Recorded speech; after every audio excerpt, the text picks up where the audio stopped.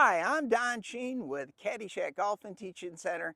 Out here on this beautiful spring day with a couple of my students. I just had one of my students ask, Don, I just don't have that fluid motion in the golf swing and I don't get that pop at the bottom. How do I do that? Well, as I've said in the past to many of you, that we want to start the downswing with the lower half, and that makes the golf swing fluid. My arms are relaxed. Now, how do you get that pop in the bottom? How do you get that little extra speed at the bottom to make that golf ball go far? Well, many of you have seen this, but when a tour player comes into the ball, they see this angle. Some like to call it the power angle. I like to call it the speed angle. Now, that angle actually gets the club to behave like a whip. It goes like this and it snaps. It's also called cracking the whip. Now, how do we get that club to crack at the bottom? How do we crack that whip? Well, we take it to the top, we keep our arms soft, and the lower body leads. The hands and arms will drop to this position and undo itself.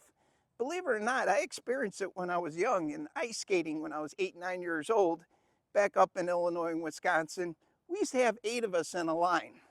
And one would dig in and whip the other 7, and the guy on the end went flying. Well, if 4 down the chain tried to speed up the last 4, the chain would slow down. And many golfers are trying to put the club into this position. That's like the person 4 down the chain. That'll actually slow down the club. So we don't want to try to pull the club into this position and develop speed that way. We want to keep our hands and arms loose to truly crack the whip. We're going to take it to the top, feel the lower body go, the whip sets, and it snaps. And that's where true explosive speed comes from, and speed gets you to hit it farther. So here we go. We're going to get ourselves aimed down in this middle. Tight little hole, as we all can see. I'm going to take it to the top, the arm soft, lower body goes, and I'm going to allow that whip to be set naturally and snap at the bottom, cracking the whip. Here we go one more time. Everything down the middle. Soft arms at the top, lower body goes, the whip sets, and I get the snap right down the middle.